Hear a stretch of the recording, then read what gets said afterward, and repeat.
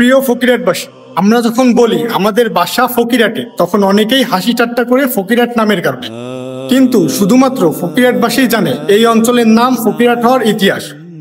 আমরা যারা ফকিরাটের ইতিহাস জানি তারা সগৌরবে বলি আমার বাসা ফকিরাট। এবং ফকিরাট নাম হাসি ঠাট্টা নয়, বরং আমাদের জন্য আশীর্বাদ স্বরূপ।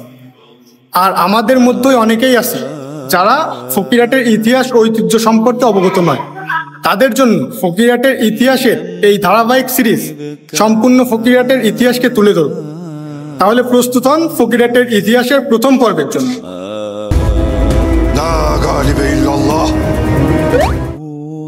ফকিরাটে বসবাসকারী এবং যারা ফকিরাটের উপর দিয়ে যাতায়াতকারী আছেন তারা অবশ্যই লক্ষ্য করেছেন ফকিরাটের কেন্দ্রস্থলে অবস্থিত কেন্দ্রীয় জামে মসজিদের ভেতরে দুইটি কবর রয়েছে। কেউ কি কখনো এই কবর দুইটির দিকে তাকিয়ে একবার ভেবে দেখেছেন কত পুরানো হইতে পারে এই দুইটি কবর? তাহলে চলুন আমরা একসাথে এই কবর দুইটির ইতিহাসে সাক্ষী হয়ে আসি। ভারতের উত্তরপ্রদেশের জৌনপুরের বিখ্যাত কালেমপীর মাওলানা কেরামত আলী এর উত্তর পুরুষের একটি শাখা পরিবার ফকিরাট থানার মূলঘর ইউনিয়নের মূলঘর গ্রামে বসতি করেছেন পাকিস্তানি আমলে। এই পরিবারের কেবলা শাহ মোহাম্মদ মাহমুদ ইব্রাহিম শাহ ও মোহাম্মদ জিয়াউল ইসলাম বর্তমান গদিনশীন পীর। এদের আবাসস্থল ফকিরাট হলেও এরা বাংলাদেশের প্রায় সর্বত্র ওয়াজ নসিহত করে। ইসলাম ধর্মাবলম্বী লোকদের ধর্মীয় শিক্ষাদান করেন। ফকিরাট ছাড়া রংপুর, দিনাজপুর, নীলফামারী, গাইবান্ধা, পাবনা, টাঙ্গাইল, সিরাজগঞ্জ, ময়মনসিংহ ও গাজীপুর এলাকায় এদের মুরিদের সংখ্যা অধিক বলে জানা যায়। পীর মাসুদ ইব্রাহিম ও জিয়াউল ইসলামের পিতা পীর মরহুম মাকবুফ হোসেন এবং পিতৃব্য পীর মরহুম মতলুব হোসেন এ অঞ্চলে ওয়াজ নসিহত করতেন। এ অঞ্চলের লোকের নিকট তার অসীম শ্রদ্ধাবান ছিলেন। এই দুই সহোদর ভ্রাতার রওজা মুবারক মূলঘর রেল স্টেশনের সামনে বর্তমান ফকিরাট কেন্দ্রীয় ঈদগাহের এক পাশে অবস্থিত। তাদের এখানে সমাহিত করার পিছনেও কিছু কাহিনী আছে। তাহলে চলুন কাহিনীর গভীরে যাওয়া যাক। এদের পূর্বপুরুষ পীর মাওলানা কেরামত আলী এশিয়ার শ্রেষ্ঠ সুফি হাজি নিয়ামতুল্লাহর শিষ্য ছিলেন বলে জানা যায়। ইংরেজদের সাথে সংগ্রামকারী বীর তিতুমিরের তিনি সহপাঠী ছিলেন বলে কথিতও আছে। কথিত আরও আছে যে মাওলানা কেরামত আলী ঊনবিংশ শতাব্দীর একমাত্র আলেম ব্যক্তি ছিলেন যিনি নিজের বাসভূমি ছেড়ে পূর্ববঙ্গের মুসলমানদের ধর্মীয় জ্ঞানে সমৃদ্ধ করে তাদের ইহলৌকিক ও পরলৌকিক জীবনের উন্নতি বিধানে অকাতরে পরিশ্রম করেছেন এবং শেষ শয্যা পেয়েছেন বাংলার মাটিতে রংপুরে। এরপর তার বংশধরেরাও সেই পবিত্র দায়িত্ব পালনে এই অঞ্চলকেই বেছে নেন। পীর মতলুব হোসেন জৌনপুরী ব্রিটিশ আমলের শেষের দিকে এ অঞ্চলে সফরে এসে অসুস্থ হয়ে পড়েন।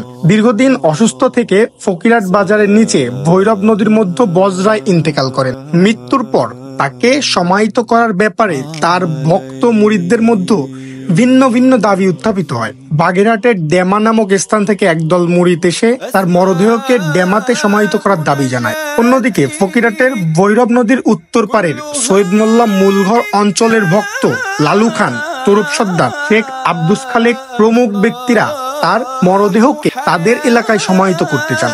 আর দক্ষিণ পারের আটটাকি রাংদিয়া গ্রামের শেখ নূর মোহাম্মদ, নুরুল হক চৌধুরী, করিম মিয়া, শেখ আরশাদ আলী প্রমুখ ব্যক্তিরা তাকে দক্ষিণ পারে সমাহিত করার দাবি করেন। অতঃপর পীর সাহেবের পুত্র সালমান হোসেনের মধ্যস্থতায় এই সমস্যার সমাধান হয়। পুরানো মূলঘর রেল স্টেশনের কাছের এই স্থানটি সর্বাধিক দিয়ে সদর হওয়ায় তিনি তার পিতাকে ওইখানে সমাধিস্থ করার মত প্রকাশ ও অনুরোধ করেন। পছন্দকৃত জমির মালিক ছিলেন ফকিরাট বাজারের কালাম বিশ্বাস নামক জৈনক ব্যক্তি। লোকেদের অনুরোধে কালাম বিশ্বাস 500 টাকায় ওই জমি বিক্রি করেন। উপরে উল্লেখিত ব্যক্তিরা 1 টাকা 2 টাকা করে চাঁদা আদায়ের মাধ্যমে 500 টাকা সংগ্রহ করে পীরদের নামে জমি ক্রয় করে সেখানে তাকে সমাধিস্থ করেন। মতলুব হোসেনের মৃত্যুর পর মারগুফ হোসেন এ অঞ্চলের মানুষের হেদায়েতের দায়িত্ব গ্রহণ করেন এবং তার ভ্রাতা যেখানে শায়িত আছেন তার নিকটবর্তী কোনো স্থানে বসতি স্থাপনের ইচ্ছা প্রকাশ করেন।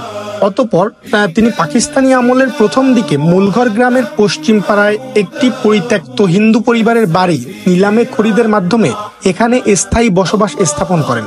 1961 সালে তিনি ইন্তেকাল করেন। তার ইচ্ছা অনুযায়ী মৃত্যুর পর তাকে তার ভ্রাতার মাজারের পাশেই সমাহিত করা হয়।